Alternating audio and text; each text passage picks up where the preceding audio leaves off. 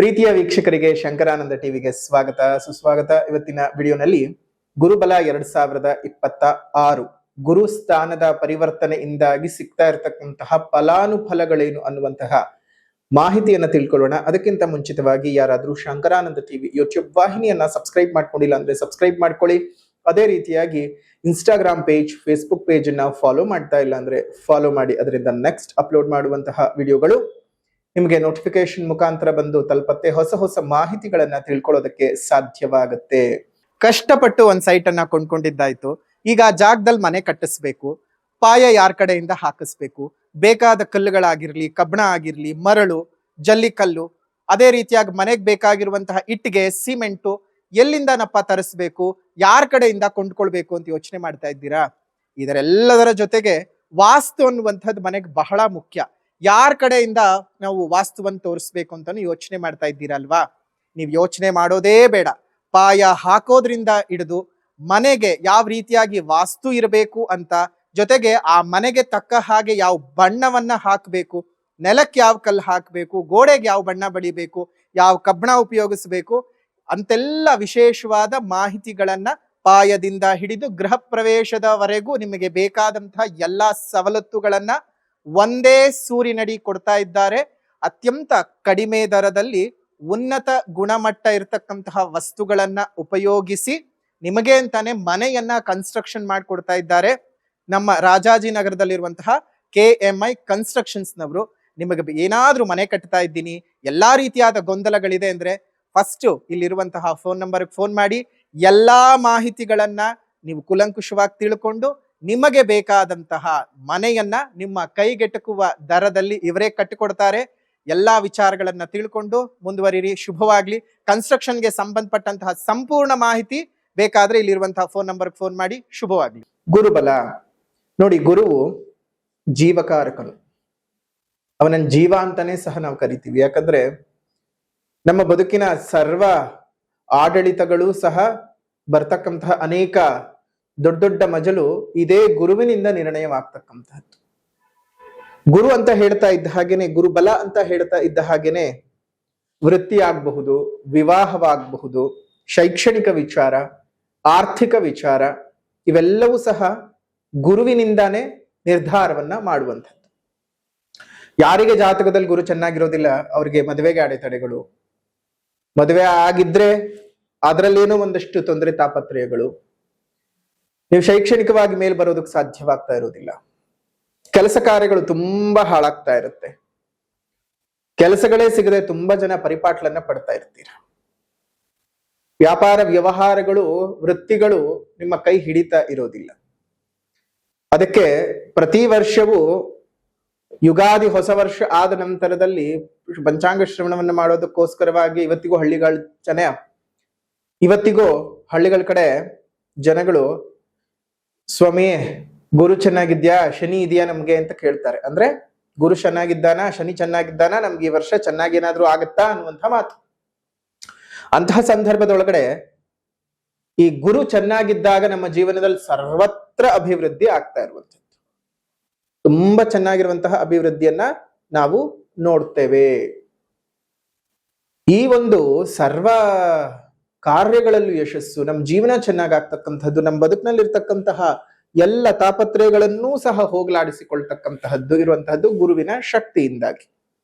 ಆ ಗುರು ಪ್ರತಿ ವರ್ಷವೂ ತನ್ನ ಸ್ಥಾನವನ್ನ ಬದಲಾವಣೆ ಮಾಡ್ತಾ ಹೋಗ್ತಾನೆ. ಹಾಗೆ 2026 ಕ್ಯಾಲೆಂಡರ್ನ ವರ್ಷ ಶ್ರೀ ಪರಾಭವನಾಮ ಸಂವತ್ಸರ, ನಮ್ಮ ಸನಾತನದ ಪಂಚಾಂಗ, ಇದರ ಆಧಾರದಲ್ಲಿ ನೋಡೋದಾಯ್ತು ಅಂತ ಹೇಳಿದ್ರೆ ಜೂನ್ 1ನೇ ತಾರೀಕಿನ ರಾತ್ರಿ, ಅಂದ್ರೆ ಜೂನ್ 2ನೇ ತಾರೀಕಿಗೆ ತನ್ನ ಸ್ಥಾನದ ಪರಿವರ್ತನೆಯಾಗಿ ಮಿಥುನ ರಾಶಿಯಿಂದ ಕರ್ಕಾಟಕ ರಾಶಿಗೆ ಪ್ರವೇಶ ಮಾಡ್ತಾ ಇದ್ದಾನೆ.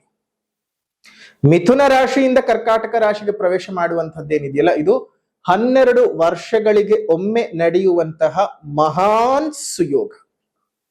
ಗುರು 1 ವರ್ಷ 1 ರಾಶಿನಲ್ಲಿ ಇರ್ತಾನೆ. ಸೊ ಹಾಗಾಗಿ 1 ರಾಶಿಯಿಂದ 1 ರಾಶಿಗೆ ಬರ್ಬೇಕು ಅಂತ ಹೇಳಿದ್ರೆ 12 ವರ್ಷಗಳು ಬೇಕೇ ಬೇಕು. ಅದ್ರಲ್ಲಿ ಯಾವುದೇ ಅತಿಶಯೋಕ್ತಿ ಇಲ್ಲ.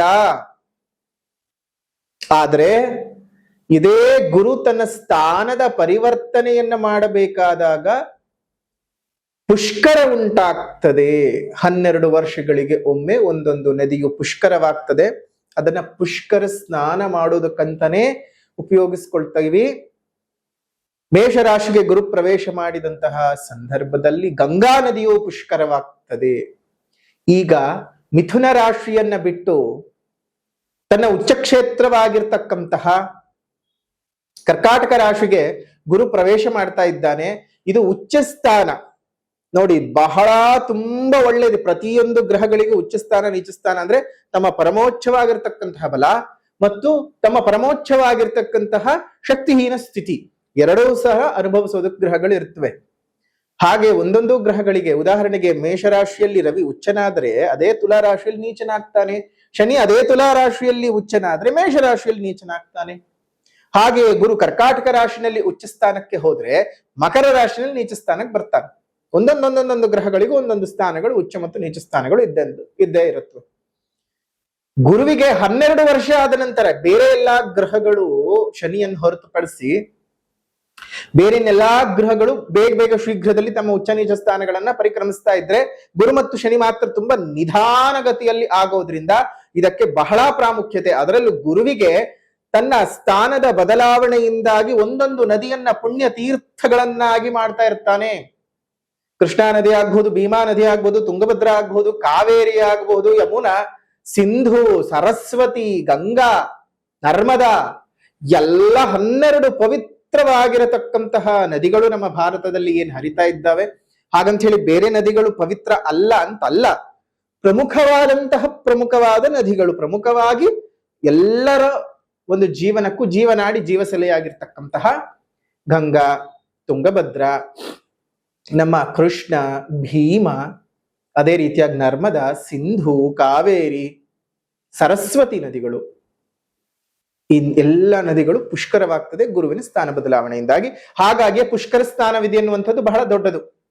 ಪುಷ್ಕರ ಸ್ನಾನ ಮಾಡೋದಕ್ಕಂತಾನೆ ತುಂಬಾ ಜನ ಕಾಯ್ತಾ ಇರ್ತಾರೆ. ನೋಡಿ, ಇದನ್ನು ಒಮ್ಮೆ ನೀವು ಕಳ್ಕೊಂಡ್ರೆ ನಿಮಗಿನ್ನ 12 ವರ್ಷಗಳು ಬೇಕು ಯಮುನಾ ನದಿ ಪುಷ್ಕರವಾಗೋಕೆ. ನೀವು 12 ವರ್ಷಗಳ ನಂತರ ಮತ್ತೆ ಸ್ನಾನ ಮಾಡ್ಬೇಕಾಗ್ತದೆ. ಪುಷ್ಕರ ಸ್ನಾನ ಅಂತ ಹೇಳಿದ್ರೇನೆ ನಿಮ್ಮ ಜೀವನದಲ್ಲಿರ್ತಕ್ಕಂತಹ ಅನೇಕ ಪಾಪ ಕರ್ಮಗಳನ್ನ ಕಳ್ಕೊಳ್ಳೋದಕ್ಕೆ. ಬರೆದಿಟ್ಕೊಳ್ಳಿ, ಯಾರ ಜಾತಕದಲ್ಲಿ ಗುರು ಮತ್ತು ರಾಹುವು ಕರ್ಕಾಟಕ ರಾಶಿಯಲ್ಲಿ ಸೇರಿರ್ತಾನಲ್ಲ ಅಂತಹವರು ಯಮುನಾ ನದಿ ಪುಷ್ಕರದಲ್ಲಿ ಸ್ನಾನ ಮಾಡಬೇಕು.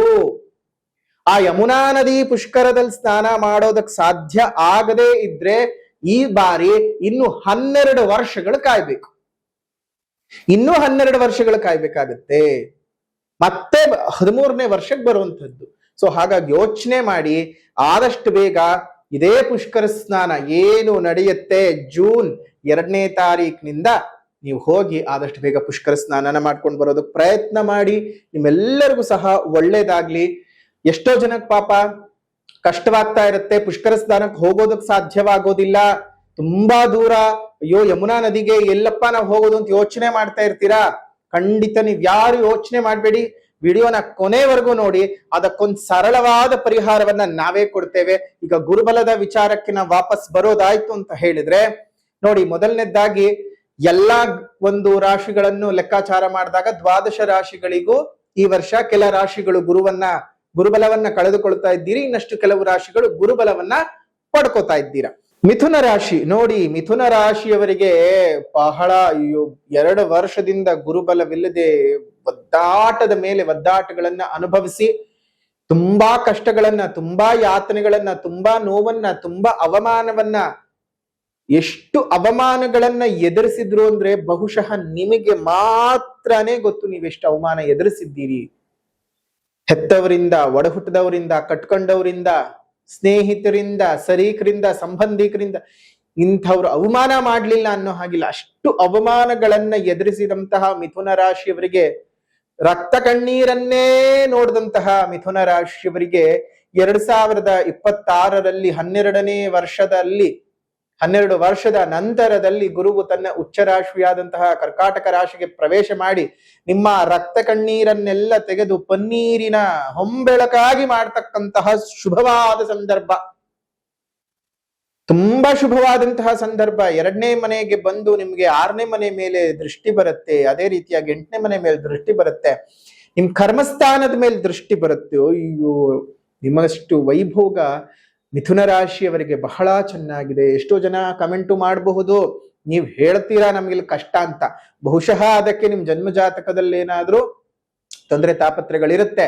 ಆ ತಾಪತ್ರೆಗಳನ್ನ ನಿವಾರಣೆ ಮಾಡ್ಕೊಳ್ಳೋದಕ್ಕೆ ಯೋಚನೆ ಮಾಡ್ಲೇಬೇಕು. ಸೊ ಹಾಗಾಗಿ ಒಮ್ಮೆ ನಿಮ್ ಜನ್ಮ ಜಾತಕವನ್ನು ತೋರಿಸ್ಕೊಳ್ಳಿ. ಜನ್ಮ ಜಾತಕದ ಆಧಾರದಲ್ಲಿ ನಿಮ್ಗೇನಾದ್ರೂ ಸಮಸ್ಯೆಗಳಿತ್ತು ಅಂದ್ರೆ ಅದನ್ನ ಪರಿಹಾರ ಮಾಡ್ಕೊಳ್ಳೋದು ತುಂಬಾನೇ ಉತ್ತಮ. ಜನ್ಮ ಜಾತಕ ತೋರಿಸ್ಕೋಬೇಕು ಅಂದ್ರೆ ಇಲ್ಲೇ ಇರ್ತಕ್ಕಂಥ ಫೋನ್ ನಂಬರ್ಗೆ ವಾಟ್ಸಪ್ ನ ಮುಖಾಂತರ ಕಾಂಟ್ಯಾಕ್ಟ್ ಮಾಡಿ ಒಂದು ಪರಿಹಾರವನ್ನ ತಿಳ್ಕೊಳ್ಳೋಕೆ ಪ್ರಯತ್ನವನ್ನ ಮಾಡಿ. ಅದೇ ರೀತಿಯಾಗಿ ಇನ್ನು ಗುರು ಕಟಕ ರಾಶಿಗೆ ಪ್ರವೇಶ ಮಾಡಿರೋದ್ರಿಂದ ನಿಮ್ಮ ಜನ್ಮಗುರು ನರೋದುಃಖಂ, ನಿಮ್ಮ ಜನ್ಮದಲ್ಲಿದ್ದಂತಹ ಗುರು ಬಹಳ ದುಃಖಗಳನ್ನ ಕೊಟ್ಟು ಯಾತನೆಗಳನ್ನ ಕೊಟ್ಟು ನಿಮ್ಮನ್ನ ಚಿತ್ರವಧೆ ಮಾಡಿಟ್ಟಿದ್ದು ಈಗ ಬಿಡುಗಡೆ ಆಗುವಂತಹ ಸಂದರ್ಭ, ಬಿಡುಗಡೆ ಆಗ್ಬಿಡತ್ತೆ.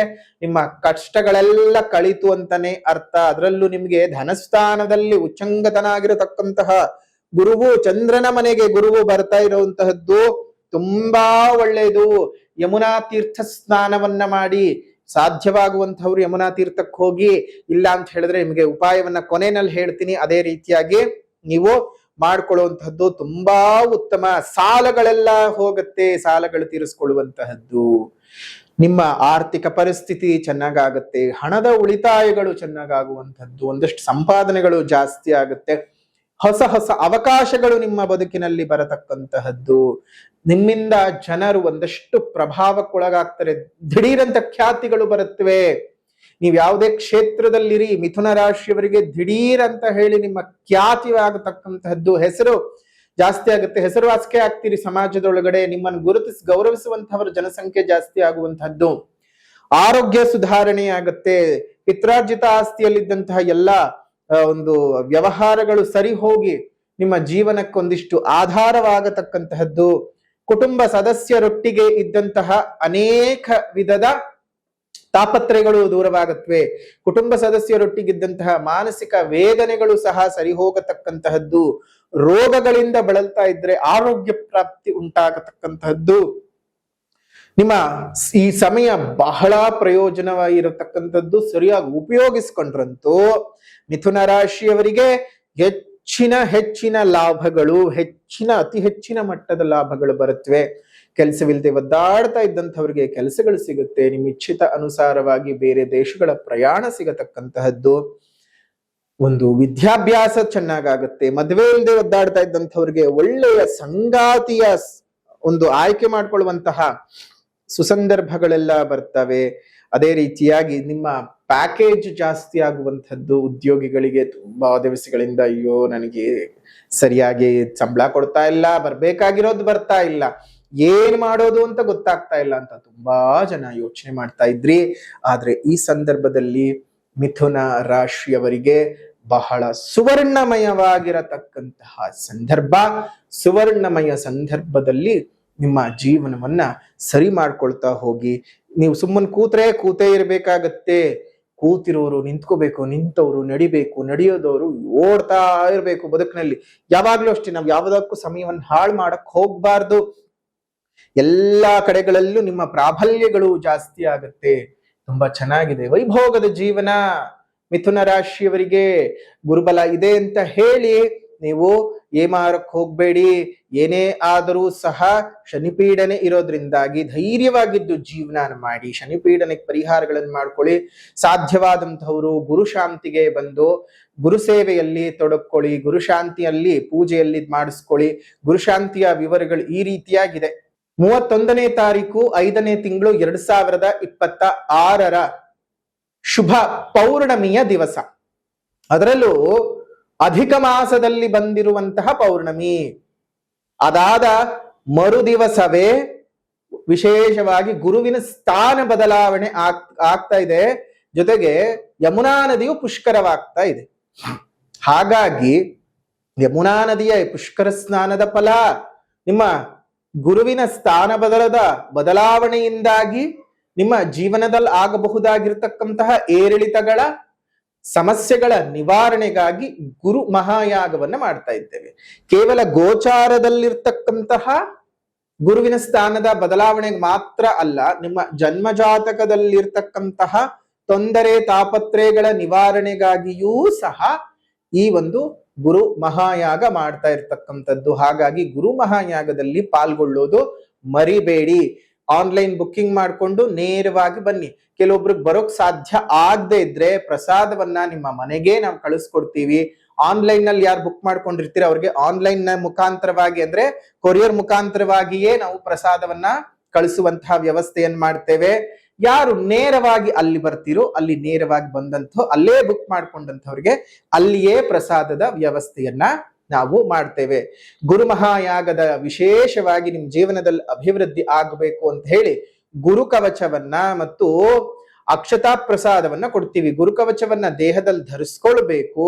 ಅದೇ ರೀತಿಯಾಗಿ ಅಕ್ಷತ ಪ್ರಸಾದವನ್ನ ನೀವು 2 ಭಾಗಗಳನ್ನಾಗಿ ಮಾಡಿಕೊಂಡು ಒಂದು ಭಾಗವನ್ನ ನಿಮ್ಮ ದೇವರ ಮನೆಯಲ್ಲಿ ಇಟ್ಟಿರ್ಬೇಕು, ಇನ್ನೊಂದು ಭಾಗವನ್ನ ಸದಾ ನಿಮ್ಮ ಜೊತೆ ಇಟ್ಕೊಂಡಿರ್ಬೇಕು. ಇದರಿಂದ ಗುರುವಿನ ಸಂಪೂರ್ಣ ಅನುಗ್ರಹ ಪ್ರಾಪ್ತಿ ಉಂಟಾಗ್ತದೆ. ಇದರ ಶುಲ್ಕ 800 ರೂಪಾಯಿಗಳಿರುತ್ತೆ. ಬೇಕು ಅಂದವರು ಆನ್ಲೈನ್ ಮುಖಾಂತರವಾಗಿ ಬುಕ್ ಮಾಡ್ಕೊಳ್ಬಹುದು. ಸಾಧ್ಯವಿರುವಂತಹವರು ನೇರವಾಗಿ ಯಾಗದ ಸ್ಥಳಕ್ಕೆ ಬಂದು ನೀವು ಅಲ್ಲಿ ವಿಶೇಷವಾಗಿ ಪೂಜಾಗಳನ್ನ ಮಾಡಬಹುದು. ನಮ್ಮ ಜನಕ್ಕೆ ಇನ್ನೂ ಒಂದಷ್ಟು ಅನುಮಾನ ಇದೆ, ಗುರುಗಳೇ ಬುಕ್ ಮಾಡ್ಕೊಳ್ಳೋರು ಮಾತ್ರನೇ ಬರಬೇಕಂದ್ರೆ ಖಂಡಿತವಾಗಿಯೂ ಅಲ್ಲ. ಯಾರು ಬೇಕಾದ್ರೂ ಇದಕ್ಕೆ ಬಂದು ವಾಲಂಟಿಯರ್ ಆಗಿ ಸೇವೆ ಮಾಡಕ್ ಬರ್ತೀವಿ ಎಂದವರು ಸಹ ಆರಾಮವಾಗಿ ಬಂದು ನಿಮ್ ಕೈಲಾದ ಭಗವಂತನ ಸೇವೆ ಮಾಡಿ ಹೋಗಿ. ಖಂಡಿತ ನಿಮಗೂ ಒಳ್ಳೇದಾಗ್ಲಿ ಅಂತ ನಾವು ಹರಸಿ ಹಾರೈಸ್ತೀವಿ. ಭಗವಂತನ ಕೃಪೆ ಉಂಟಾಗ್ತದೆ. ಇನ್ನು 12 ವರ್ಷಗಳ ನಂತರ ಯಮುನಾ ನದಿಯು ಪುಷ್ಕರವಾಗ್ತಾ ಇರೋದ್ರಿಂದ ಈ ಯಾಗಕ್ಕೆ ಯಾರೆಲ್ಲ ಬರ್ತೀರಾ ಅವರಿಗೆ ಯಮುನಾ ನದಿ ತೀರ್ಥವನ್ನ ನಾವು ಕೊಡ್ತಾ ಇದ್ದೇವೆ. ಯಮುನಾ ನದಿ ತೀರ್ಥವನ್ನ ಕೊಡೋದ್ರಿಂದಾಗಿ ಯಮುನಾ ನದಿ ಪುಷ್ಕರವಾಗುತ್ತೆ. ಆ ಪುಷ್ಕರ ತೀರ್ಥವನ್ನ ನೀವು ನಿಮ್ಮ ಮನೆಯಲ್ಲಿ ಸ್ನಾನ ಮಾಡುವ ನೀರಿಗೆ ಹಾಕೊಂಡು ಸ್ನಾನ ಮಾಡೋದ್ರಿಂದ ಆ ಯಮುನಾ ನದಿಗೆ ಹೋಗಿ ಸ್ನಾನ ಮಾಡಿದ ಒಂದು ವಿಶೇಷವಾದ ಅನುಗ್ರಹ ಪ್ರಾಪ್ತಿಯಾಗತ್ತೆ. ಹಾಗಾಗಿ ಈ 12 ವರ್ಷಗಳಿಗೆ ಒಮ್ಮೆ ನಡೀತಾ ಇರತಕ್ಕಂತಹ ಈ ವಿಶೇಷವಾದ ಯಮುನಾ ನದಿ ಪುಷ್ಕರ ಸ್ನಾನ, ನಾವು ಯಮುನಾ ತೀರಕ್ಕೆ ಹೋಗಕ್ ಆಗ್ತಾ ಇಲ್ವಲ್ಲ ಅಂತ ಯೋಚನೆ ಮಾಡ್ತಾ ಇರುವಂತಹವರು 31ನೇ ತಾರೀಕು ಯಾಗ ನಡೆಯುವಂತಹ ಸ್ಥಳಕ್ಕೆ ಬಂದು ನೀವು ವಿಶೇಷವಾಗಿ ದೇವರ ಅನುಗ್ರಹಕ್ಕೆ ಪಾತ್ರವಾಗಿ ಸಾಧ್ಯ ಇರುವಂತಹವ್ರು ಹೋಮಕ್ಕೆ ನೆರವಾಗಿ, ಇಲ್ಲದೆ ಇದ್ರೆ ಕಡೇ ಪಕ್ಷ ಬಂದು ಆ ಯಮುನಾ ತೀರ್ಥವನ್ನಾದ್ರೂ ತಗೊಂಡು ನೀವು ಹೋಗಿ ನೆಕ್ಸ್ಟ್ 2ನೇ ತಾರೀಕಿನಿಂದ ಒಟ್ಟಾರೆ 1 ವಾರಗಳ ಕಾಲ ವಿಶೇಷವಾಗಿ ಪುಷ್ಕರದ ಸಮಯ ಇರುತ್ತೆ. ಆ ಸಮಯದಲ್ಲಿ ನೀವು ಸ್ನಾನದ ನೀರಿಗೆ ಆ ಯಮುನಾ ತೀರ್ಥವನ್ನು ಹಾಕೊಂಡು ಸ್ನಾನ ಮಾಡೋದ್ರಿಂದ ನಿಮ್ಮೆಲ್ಲರಿಗೂ ಸಹ ಒಳ್ಳೇದಾಗ್ತದೆ. ಇನ್ನು ಯಾಗ ನಡೆಯುವಂತಹ ಸ್ಥಳ ಯಾವುದು ಅಂತ ತುಂಬಾ ಜನ ಕೇಳ್ತಾನೆ ಇದ್ದಾರೆ. ಬೇರೆ ಇನ್ಯಾವುದು ಅಲ್ಲ, ನಮ್ಮ ಆಶ್ರಮ ಆಗ್ತಾ ಇರುವಂತಹ ಸ್ಥಳವು ಮತ್ತು ನಮ್ಮ ಆಶ್ರಮದಲ್ಲಿಯೇ ಈ ವಿಶೇಷವಾಗಿರ್ತಕ್ಕಂತಹ ಗುರು ಮಹಾಯಾಗ ಮಾಡ್ತಾ ಇರತಕ್ಕಂಥದ್ದು ಮೈಸೂರು ಜಿಲ್ಲೆ ನಂಜನಗೂಡು ತಾಲೂಕಿನ ಹರತಲೆ ಗ್ರಾಮದ ಆಶ್ರಮದಲ್ಲಿ ನಾವು ಮಾಡ್ತಾ ಇದ್ದೇವೆ. ಇದ್ರ ಬಗ್ಗೆ ಹೆಚ್ಚಿನ ಮಾಹಿತಿ ಬೇಕು ಅಂತ ಹೇಳಿದವರು ಇಲ್ಲೇ ಇರುವಂತಹ ಫೋನ್ ನಂಬರ್ಗೆ ಫೋನ್ ಮಾಡಿ ವಿಶೇಷವಾದ ಮಾಹಿತಿಯನ್ನು ತಿಳ್ಕೊಳ್ಳಿ. ಶುಭವಾಗ್ಲಿ. ಇದಾಗಿತ್ತು ಮಿಥುನ ರಾಶಿಯವರ ಗುರುಬಲ 2026 ಹೇಗಿದೆ ಅನ್ನುವಂತಹ ಮಾಹಿತಿಯಾಗಿತ್ತು. ವಿಡಿಯೋ ಇಷ್ಟ ಆಗಿದ್ರೆ ಲೈಕ್ ಮಾಡಿ, ಶೇರ್ ಮಾಡಿ, ಕಮೆಂಟ್ ಮಾಡಿ. ಮತ್ತೊಂದು ವಿಡಿಯೋನಲ್ಲಿ ಭೇಟಿ ಮಾಡೋಣ. ಅಲ್ಲಿವರೆಗೂ ನಮಸ್ಕಾರ. ಲೋಕ ಸಮಸ್ತ ಸುಖಿನೋ ಭವಂತು, ಸಕಲ ಸನ್ಮಂಗಳಾನಿ ಭವಂತು, ಸರ್ವೇ ಜನಾಃ ಸುಖಿನೋ ಭವಂತು, ಸಮಸ್ತ ಸನ್ಮಂಗಳಾನಿ ಭವಂತು.